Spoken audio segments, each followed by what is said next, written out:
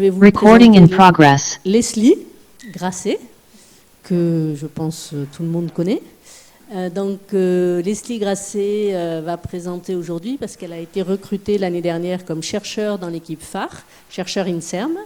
Elle a commencé officiellement en octobre 2024. Et comme vous l'avez vu, on essaie depuis quelque temps que toutes les nouvelles personnes recrutées au sein du centre fassent un séminaire pour se faire un petit peu connaître et éventuellement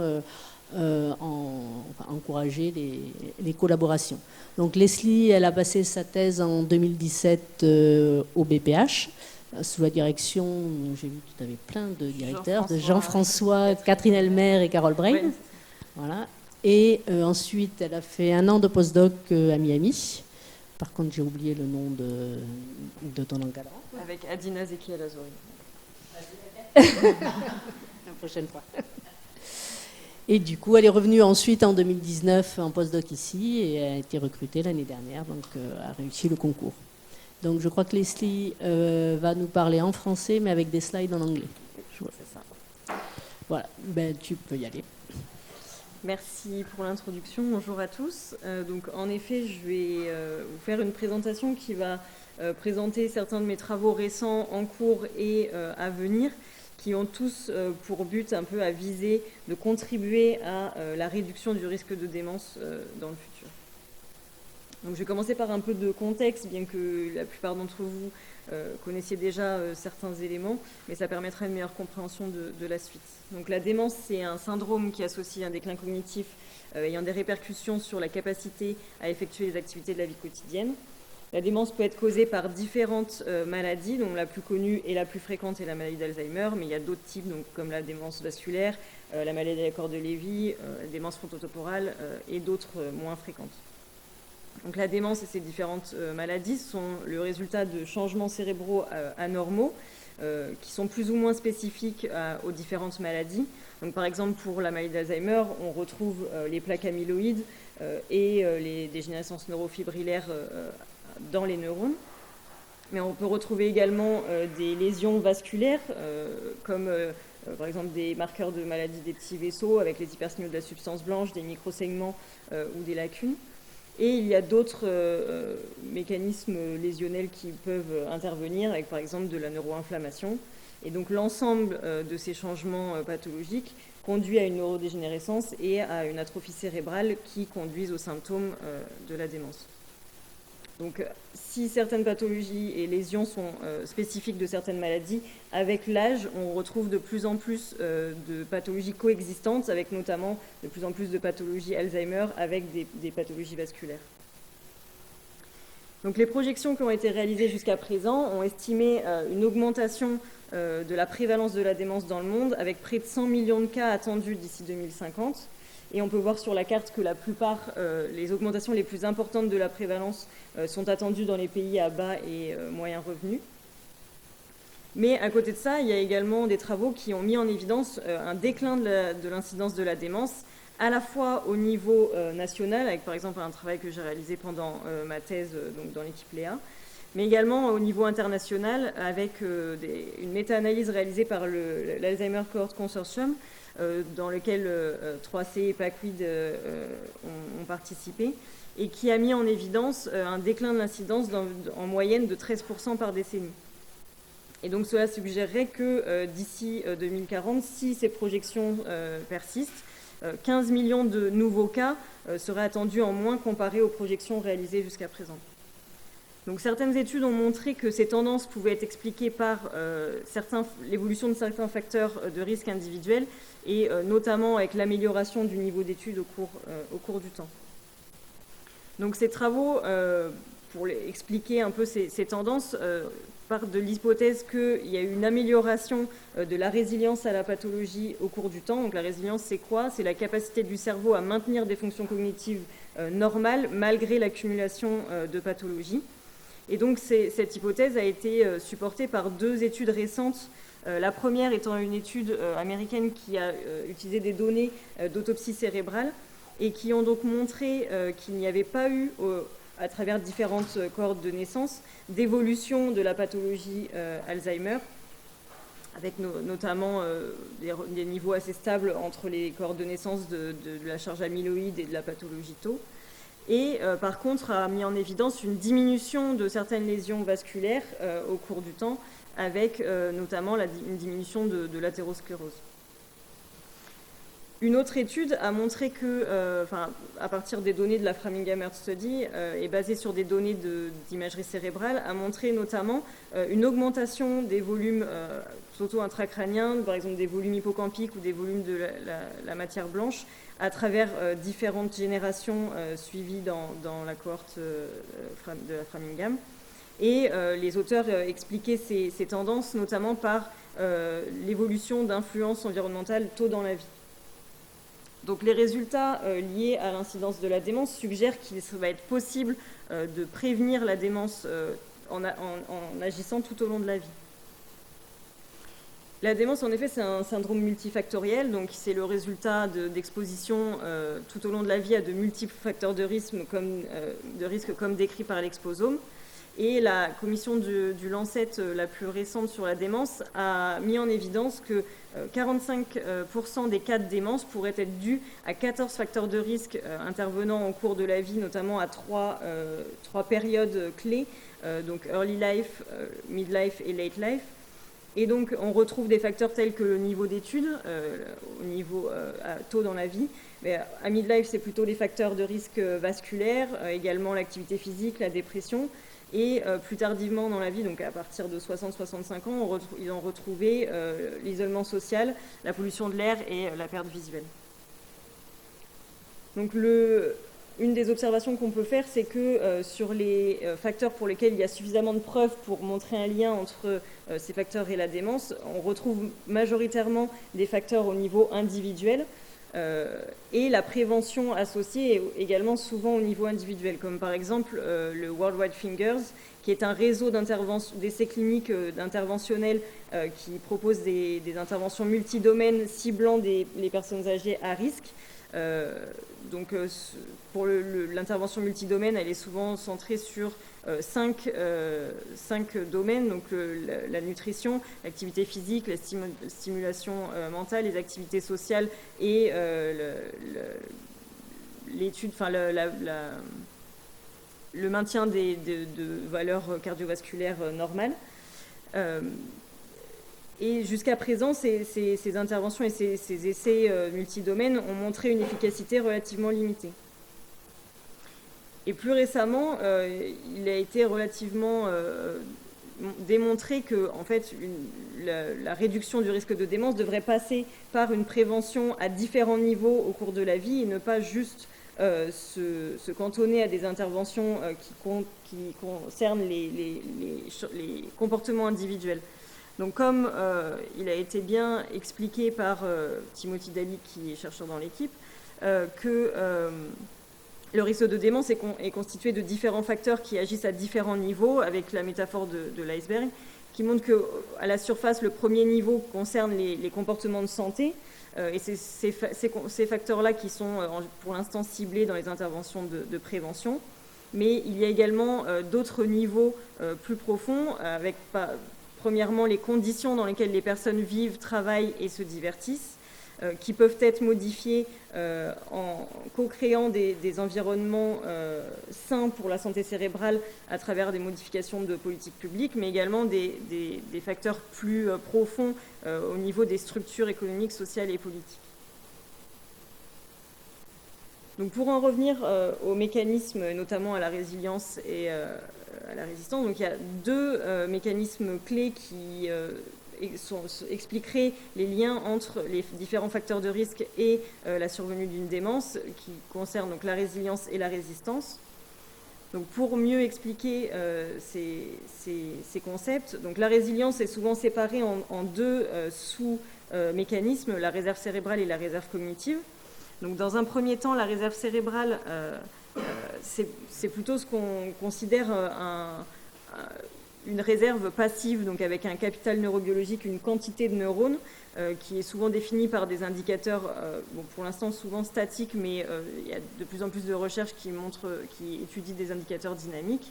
Et donc pour mieux comprendre, c'est que au niveau, par exemple, pour une personne qui aurait une réserve cérébrale plus importante, elle pourrait supporter davantage de lésions avant de présenter des symptômes. Pour la réserve cognitive, c'est plutôt une réserve du coup active qui dépend de l'adaptation des processus cognitifs et qui permet également de tolérer davantage de pathologies en compensant la survenue des lésions. Donc, par exemple, quelqu'un qui a une réserve cognitive plus importante, il va également pouvoir compenser l'effet de davantage de lésions avant de développer des symptômes. La résilience est souvent opposée à un autre concept qui s'appelle la résistance, ou qui a été également défini par la maintenance cérébrale, qui consiste à dire que les facteurs de risque pourraient aussi limiter l'accumulation justement de la pathologie et donc retarder la survenue des lésions. Et donc une personne qui aurait une résistance plus importante développerait moins de pathologies ou plus tardivement. Donc pour la prévention de la démence, les mécanismes qui ont été mis en évidence peuvent être spécifiques à différents facteurs de risque. Chaque facteur peut influencer le développement d'une démence ou la survenue de troubles cognitifs à travers différents mécanismes. Donc si certains facteurs sont bien connus pour être spécifiques à un mécanisme, par exemple le niveau d'études ou l'activité physique qui ont été reconnus et montrés dans la littérature comme participant et maintenant la réserve cognitive et cérébrale, d'autres facteurs, l'action de d'autres facteurs reste moins claire. Par exemple, pour ce qui est des facteurs de risque cardiovasculaire, il a été démontré qu'ils sont souvent liés aux lésions vasculaires, mais leur lien avec la pathologie Alzheimer spécifique est plus contesté. Donc pour mon projet de recherche global, il s'inscrit dans un objectif à long terme donc de réduction du risque de démence qui nécessite d'évaluer les interactions entre les différents facteurs de risque et de résilience qui surviennent, auxquels les personnes sont exposées au cours de la vie. Il semble aussi nécessaire de prendre en compte les conditions dans lesquelles les personnes vivent, travaillent et se divertissent, contrairement à ce qui est fait jusqu'à présent de regarder uniquement des facteurs comportementaux.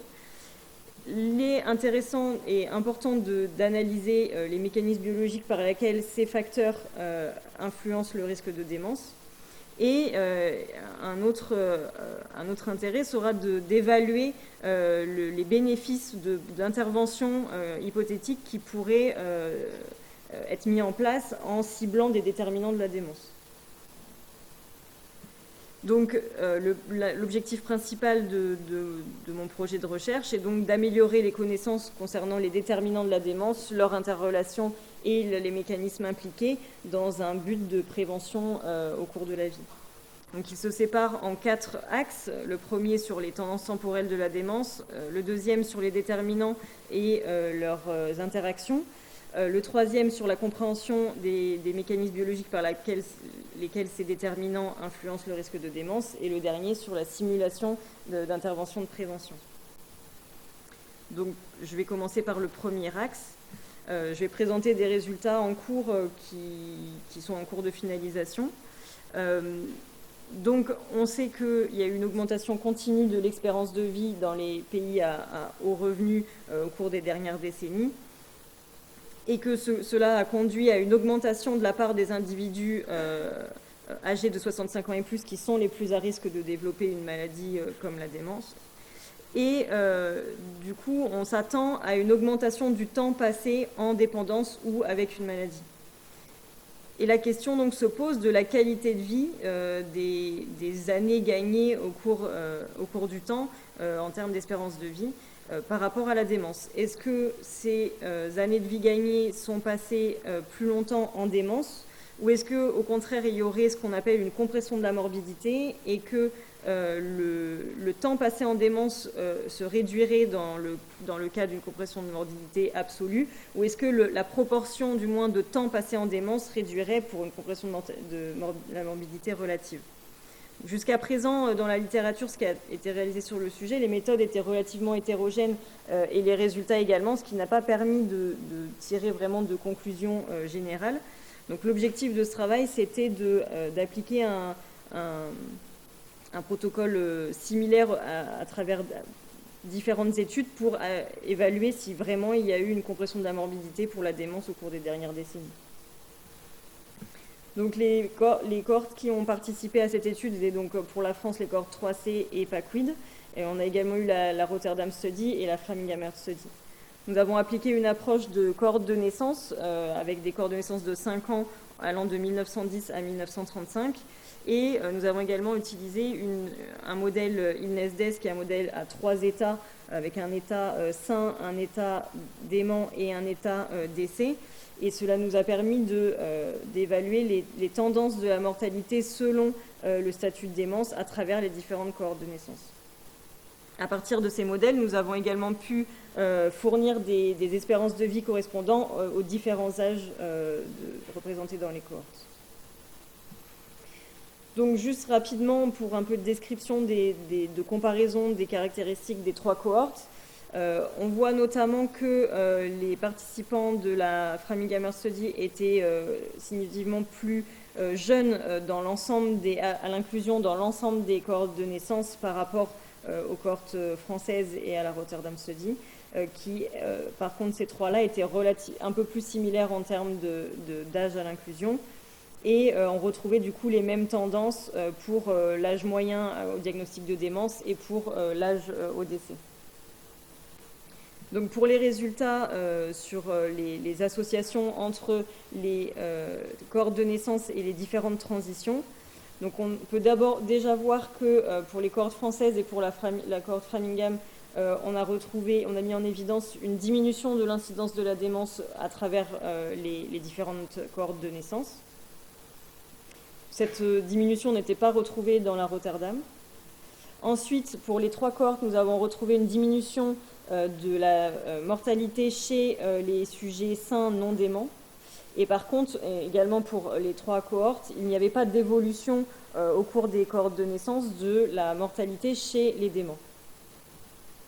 Donc pour ce qui est des espérances de vie, là, les espérances de vie à l'âge de 70 ans ont été représentées pour les 3 cohortes et pour les hommes et pour les femmes. Et donc on peut voir qu'il y a eu pour l'ensemble des 3 cohortes une augmentation de l'espérance de vie totale qui était associée également à une augmentation de l'espérance de vie sans démence de manière plus marquée dans les cohortes françaises, mais qui se retrouve dans l'ensemble des cohortes. Et on peut voir également que l'espérance de vie en démence, qui est en gris clair, n'a pas évolué au cours à travers les différentes cohortes de naissance et qu'elle est donc restée stable, et ce pour les 3 cohortes, les trois études analysées. Donc ces résultats suggèrent une compression de la morbidité relative en lien avec la démence, avec notamment une diminution de la proportion du temps passé en démence, et avec donc la plupart des années de vie qui ont été gagnées étaient passées dans un état sans démence, cognitivement sain.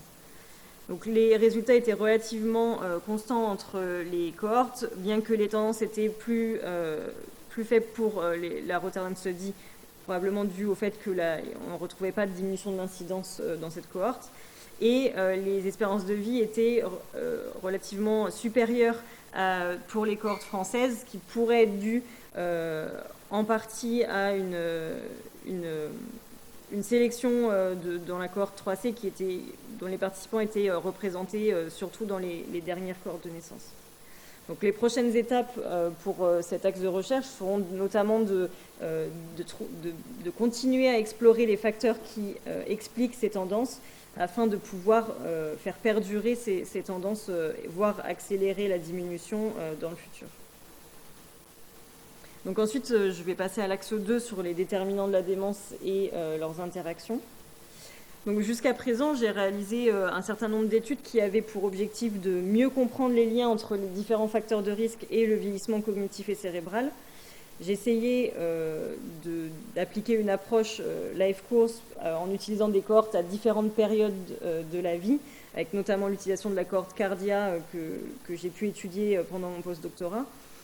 Et j'ai également analysé l'évolution de facteurs de risque au cours du temps, avec par exemple une étude qui a montré que la volatilité des revenus au cours de la vie entre 20 ans et 40 ans était associée à une santé cérébrale et une santé cognitive plus faible à mi-vie.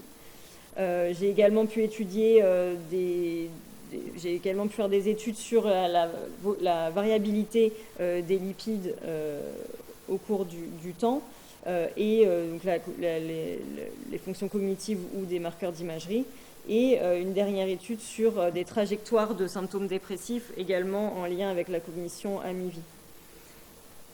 Il y a également eu une tentative de répliquer les différents résultats afin d'évaluer leur robustesse.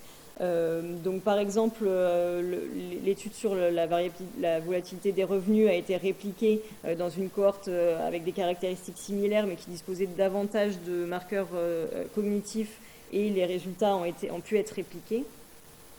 Et par exemple, pour une étude sur l'effet des traumas crâniens sur la démence, j'ai pu réaliser en rentrant de postdoctorat une étude similaire avec des données françaises de la cohorte 3C. L'étude la plus récente que j'ai publiée sur le sujet faisait partie d'un travail commun avec le consortium Alzheimer's Cohort Collaboration, qui a permis d'investiguer les relations entre certains facteurs sociaux et de style de vie aux âges de 65 à 75 ans, avec l'incidence de la démence et des marqueurs d'imagerie cérébrale. Ce travail a été constitué de 6 différentes cohortes, donc la Rotterdam Study, la Framingham Study, la Cardiovascular Study, CHS, ARIC, l'Atherosclerosis Risk in Communities, la cohorte 3C et la cohorte SHIP, Study of Health in Pomerania. Donc pour cette étude, nous avons analysé 3 différents facteurs, le niveau d'études en 3 catégories, le statut marital, donc le fait d'être marié versus non, et l'activité physique. Concernant les outcomes, on a regardé à la fois l'incidence de la démence et également différents marqueurs d'imagerie cérébrale comme le volume total cérébral, le volume hippocampe et le volume des hypersignaux de la substance blanche qui est un marqueur de lésion vasculaire.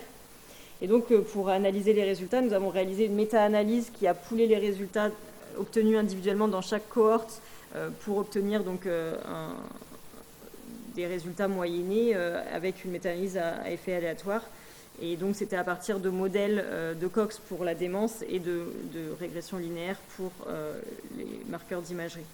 Les différents modèles et leurs ajustements ont été réalisés à partir de DAG, et donc les estimations montrées correspondent aux effets totaux de chaque facteur. Donc ce que ça a permis de mettre en évidence, c'était qu'on retrouvait une diminution du risque de démence avec l'augmentation du niveau d'études, et ce majoritairement avec un haut niveau d'études avec une très faible variabilité entre les études. Le statut marital n'était pas significativement associé et l'hétérogénéité entre les différentes études était également plus élevée. Et il y avait également une tendance de la diminution du risque de démence pour les personnes ayant une activité physique, bien que dû à une forte hétérogénéité, les estimations n'étaient pas significatives. Concernant les liens entre ces facteurs et les marqueurs d'imagerie, on peut voir par exemple que pour le niveau d'études, il y avait seulement une tendance pour les hauts niveaux d'études à des volumes totaux plus élevés, des volumes, le même résultat pour les volumes de substances grises. Pour le statut marital, le fait d'être marié était également associé à des volumes totaux et de l'hippocampe plus élevés. Et l'activité physique était associée donc aux différents volumes ainsi qu'à des volumes des hypersignaux des substances blanches, donc des lésions vasculaires plus faibles. Donc une des limites des travaux réalisés jusqu'à présent, de mes travaux réalisés et d'un certain nombre de travaux de la littérature, est que souvent les déterminants sont évalués de manière individuelle sans évaluer les liens entre eux. Et donc, on sait pourtant qu'il y a de nombreuses interactions tout au long de la vie entre les différents facteurs et que ces interactions sont également influencées par le contexte social et qu'il semble donc nécessaire, pour mieux comprendre le rapport au risque de démence, d'utiliser des approches plus intégratives. Donc cet axe de recherche se divise en 2 objectifs. Le premier qui sera d'évaluer l'impact de caractéristiques sociales sur les relations entre les différents déterminants de la démence et la démence. Pour ce faire, je testerai les interactions entre le contexte social et les facteurs environnementaux et comportementaux, notamment dans le cadre du projet SIDEM que je décrirai plus tard. Et pour le deuxième objectif, il visera à identifier des clusters de résilience contre la démence à partir de nombreux facteurs de risque. Donc ces travaux devraient avoir comme retombée de mettre en évidence des profils de facteurs qui permettent de contribuer et d'augmenter la résilience face à la démence, et également d'identifier les populations les plus à risque de démence. Donc quelques résultats préliminaires de l'analyse par rapport à l'objectif 2. Donc, comme je le disais, les différents facteurs interagissent souvent et coexistent au cours de la vie, et donc il peut y avoir des effets cumulatifs observés. Donc une approche holistique semblerait nécessaire pour mieux comprendre la complexité des profils de risque. Donc pour cela, j'ai appliqué une méthode basée sur les données avec une analyse à classe latente qui permettait d'identifier des clusters à partir de multiples facteurs de risque évalués dans la cohorte Memento. Et ensuite, j'ai évalué les associations entre ces clusters avec le risque de démence et certains marqueurs d'imagerie. Donc les facteurs étudiés correspondaient à 4 différents groupes de facteurs. Donc d'abord des facteurs sociaux avec le niveau d'études, la complexité occupationnelle, le professionnel, le revenu et le réseau social. Au niveau vasculaire, j'avais l'hypertension, le diabète, l'obésité. Pour ce qui est du style de vie, il y avait le tabagisme, la consommation excessive d'alcool et les activités physiques et les activités de loisirs. Et pour les comorbidités, on retrouvait la dépression, le trauma crânien et la dysfonction rénale. Donc, je le rappelle, ce sont des résultats préliminaires. Il y a encore du travail sur cette analyse, mais c'est pour illustrer un peu le but de cet objectif. Donc, on a mis en évidence 4 clusters avec des caractéristiques différentes. Donc, le premier cluster était notamment caractérisé par des niveaux de statut socio-économique assez hétérogènes, avec notamment des des niveaux d'études et une complexité professionnelle plus faible, mais des revenus et un soutien social plus élevé. Il avait par contre des hauts niveaux de risque vasculaire et un style de vie relativement intermédiaire. Le deuxième cluster, c'est celui qui avait le plus bas niveau socio-économique, avec des facteurs vasculaires plutôt à niveau intermédiaire et un style de vie par contre assez hétérogène, avec moins de fumeurs et de consommateurs excessifs d'alcool, mais également des niveaux d'activité physique et d'activité de loisirs plus faibles. Le cluster 3 était celui qui avait le niveau socio-économique le plus élevé, mais un niveau de risque vasculaire similaire au cluster 2, et qui présentait également un style de vie hétérogène, mais pour ce cluster à l'inverse, avec plus d'anciens fumeurs, des consommateurs excessifs d'alcool, plus de consommateurs excessifs d'alcool, et par contre une activité physique plus importante et des activités de loisirs également plus importantes. Et enfin, le dernier cluster, qui représente un niveau intermédiaire de statut socio-économique, mais avec un très bas risque au niveau vasculaire et un style de vie plutôt idéal sur l'ensemble des composants. Donc on peut voir également que le cluster 2 ainsi que le cluster 4 étaient majoritairement composés de femmes, et que le dernier cluster 4 était également composé de personnes plus jeunes à l'inclusion. Donc après, pour analyser les associations entre ces clusters et le risque de démence dans un premier temps, on a réalisé des modèles de Cox ajoutés sur l'âge et le sexe. Et donc on a mis en évidence que les 3 différents clusters par rapport au cluster 2, qui est celui qui avait l'incidence de la démence la plus élevée, présentaient donc des risques de démence significativement plus faibles. Une fois ajusté sur le niveau, le statut ApoE dans un premier temps et le niveau de plasmatique de protéines Peto 181, qui est un marqueur de lésion Alzheimer, les résultats restaient similaires. Par contre, on ne retrouvait pas d'interaction entre les clusters et à la fois le statut ApoE et le niveau de plasmatique de Peto 181. Donc ces profils semblaient associés à un risque de démence plus faible, et ce, indépendamment de susceptibilité génétique ou de la pathologie cérébrale. Et on remarque également que, par exemple, avec le cluster 3, qui est celui qui est associé le plus fortement à une diminution du risque de démence comparé au cluster 2, en fait, ce qui semble le plus important dans ces clusters, c'est les facteurs sociaux qui conduisent vraiment ces associations. Pour les facteurs, les marqueurs d'imagerie, nous avons utilisé des modèles mixtes à partir de 2 points d'IRM cérébraux. Et donc, nous avons notamment mis en évidence que les clusters 3 et 4 avaient des volumes totaux plus importants que le cluster 2 et que l'ensemble des clusters était également associé à des volumes hippocampiques plus importants par rapport au cluster 2. Il n'y avait par contre pas de différence au niveau des volumes d'hyperstimule de la substance blanche, donc ça c'est à H constant. Par contre, l'évolution de ces marqueurs n'était pas différente selon les clusters. Donc je vais passer maintenant au troisième axe sur les mécanismes biologiques liés aux différents facteurs. Donc plus récemment, j'ai réalisé 2 études qui visaient à analyser les mécanismes biologiques. Donc, le premier, justement, était sur la résilience, la résistance et la contribution de l'activité physique à ces 2 mécanismes. Il visait à répondre à 2 questions. L'activité physique est-il associée à des biomarqueurs de lésions cérébrales? Et l'activité physique modère-t-il l'association entre les biomarqueurs et la démence? Donc pour cela, j'ai utilisé les participants MCI qui présentaient des troubles cognitifs mineurs de la cohorte Memento et différents marqueurs de lésions cérébrales, avec notamment des lésions de la substance blanche avec l'échelle Fazekas pour avoir une idée de lésions vasculaires, l'atrophie hippocampique avec l'échelle de Sheltens et 2 marqueurs plasmatiques avec d'abord le ratio Abeta42/40 et la protéine Peto180.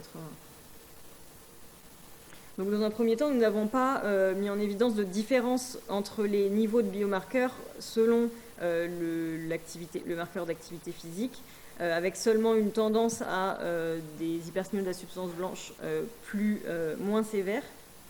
Et ensuite, pour la modération, nous avons vu que, comparé aux participants avec une activité physique faible, les associations entre donc l'atrophie hippocampique et le ratio Abeta42/40 étaient atténuées chez les participants qui avaient un niveau d'activité physique plus élevé.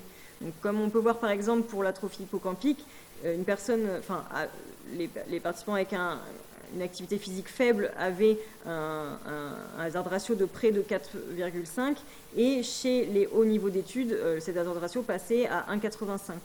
Et pour le ratio Abeta42/40, on voit même que l'association le surrisque devient non significatif chez les hauts niveaux les personnes avec une haute activité physique.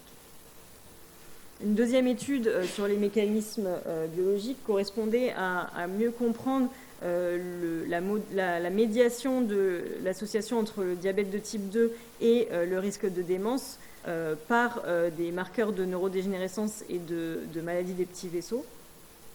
Donc, c'était notre schéma mécanistique hypothétique pour lequel nous pensions que le diabète pouvait être médié par le volume d'hyperstimule de la substance blanche pour affecter la démence, mais également par la fraction parenchymale qui mesure l'atrophie globale cérébrale.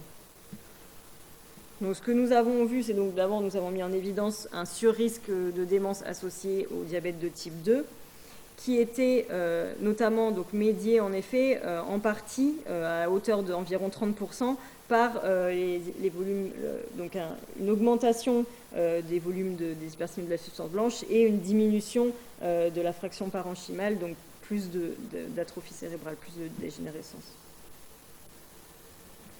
Donc si ces résultats et sous la littérature apportent différents éléments concernant la compréhension mécanistique des différents déterminants de la démence, il reste encore de nombreuses questions à explorer concernant la façon dont ces déterminants impactent le risque de démence. Et donc, mes travaux à venir dans cet axe de recherche visent à explorer davantage les relations entre les déterminants, que ce soit au niveau individuel ou plutôt conceptuel, avec les biomarqueurs et leur évolution, et le déclin cognitif ou la survenue de la démence. Pour les biomarqueurs, je vais utiliser différents types de biomarqueurs infracliniques, que ce soit pour mesurer la pathologie Alzheimer, les lésions cérébrovasculaires, la neurodégénérescence ou l'inflammation, mesurées à travers différentes techniques. Donc, un des objectifs est d'appliquer une approche de triangulation des données en utilisant des cohortes avec différentes caractéristiques, comme par exemple la cohorte clinique Memento, mais également des cohortes en population générale qui font partie de la cohorte du consortium CCC dans lequel je fais partie. Et donc, le but est de vérifier la cohérence à la fois géographique, parce que dans le consortium CCC, il y a des cohortes de différents pays, que ce soit européens et aux États-Unis, mais également la cohérence à travers différentes caractéristiques des participants, et d'améliorer le niveau des preuves avec la réalisation de méta-analyses. J'appliquerai également des modélisations spécifiques avec, par exemple, des analyses de médiation longitudinale, et quand il y aura besoin, je m'appuierai sur des résultats d'une analyse de transportabilité réalisée dans l'équipe pour améliorer la généralisation des résultats. Donc, différents projets qui vont débuter dans les mois à venir. Donc, le premier qui visera à mieux comprendre les mécanismes biologiques qui lient les expositions environnementales et le déclin cognitif dans le cadre du projet CIDEM. Le deuxième qui analysera la médiation de la relation entre le statut de défavorisation du quartier et la cognition par des marqueurs d'imagerie au sein du consortium CCC, donc avec différentes cohortes pour réaliser une méta-analyse. Et enfin, le dernier projet qui devrait bien commencer va permettre de mieux comprendre l'association entre la santé cardiovasculaire et le risque de maladie d'Alzheimer, à la fois en évaluant les associations entre les facteurs de risque cardiovasculaire et l'évolution au cours du temps de la charge amyloïde, pour mieux comprendre les liens entre les facteurs vasculaires et vraiment la spécificité de la maladie d'Alzheimer. Et ensuite, des analyses plus compréhensives avec l'utilisation de modèles à équation structurelle longitudinaux pour investiguer des effets directs et indirects des facteurs sur le déclin cognitif. Donc, pour le dernier axe, pour le développement des stratégies de prévention, il va être nécessaire de réduire la vulnérabilité et de promouvoir la résilience face à la démence dans le futur. Il semble nécessaire d'utiliser des approches multidomaines, et je dirais même multiniveaux, à partir des résultats de la littérature pour maximiser l'efficacité de ces interventions. Il faudrait également éviter de se baser uniquement sur des stratégies qui visent à modifier les comportements individuels. Et il sera nécessaire d'évaluer l'efficacité de ces interventions. Donc, l'objectif de cet axe sera d'évaluer les bénéfices potentiels d'interventions hypothétiques sur le risque de démence. Je réaliserai donc des simulations d'interventions à la fois multidomaines, multiniveaux et visant des expositions environnementales. Et j'utiliserai une triangulation des méthodes avec à la fois des méthodes d'inférence causale, mais également de microsimulations comme celles qui sont développées dans l'équipe biostatistique ici. Donc, les retombées attendues de cet axe seraient de mieux éclairer les recommandations pour la santé publique dans le futur, ainsi que de fournir des éléments pour les décideurs pour les décisions de politique publique. Donc, Je vais passer maintenant au projet CIDEM que j'ai un peu mentionné au travers les différents axes, parce que c'est vraiment un projet transversal sur les différents axes de mes recherches. C'est un projet qui a été financé par l'ANR et qui part du constat qu'il est nécessaire de considérer les conditions dans lesquelles les personnes vivent, travaillent et vieillissent pour créer des interventions avec des effets à long terme sur la démence. Et donc réduire les expositions à des facteurs de risque environnementaux semble prometteur pour la prévention de la démence.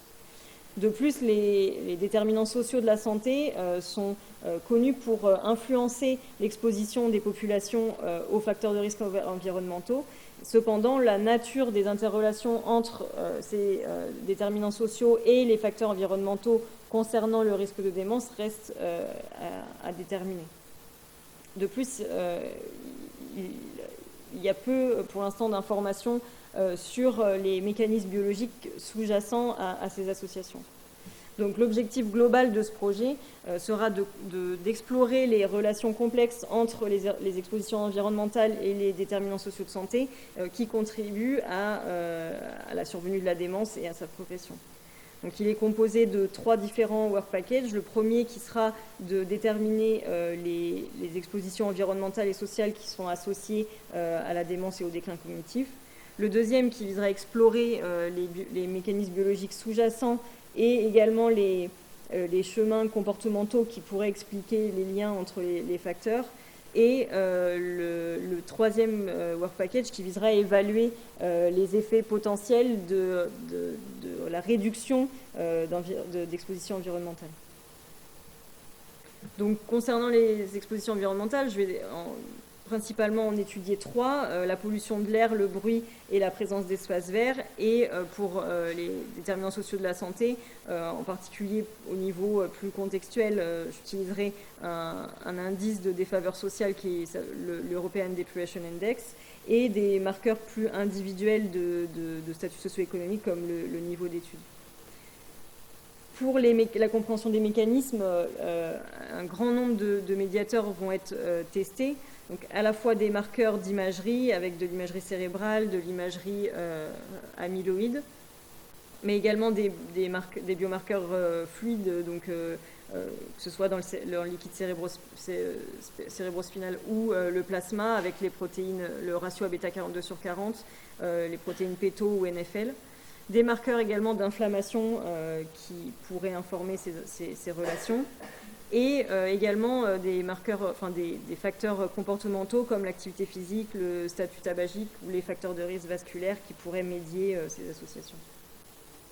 Donc au niveau statistique, pour le premier work package, on testera l'association entre les facteurs environnementaux et sociaux et leur interaction avec le déclin cognitif et le risque de démence.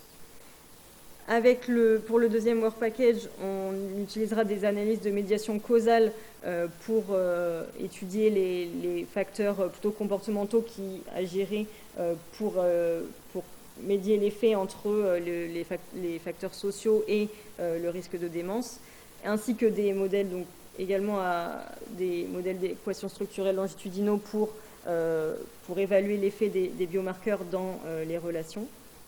Et enfin, pour le dernier work package, on réalisera des simulations du risque de démence sous différents scénarios hypothétiques de réduction des expositions environnementales.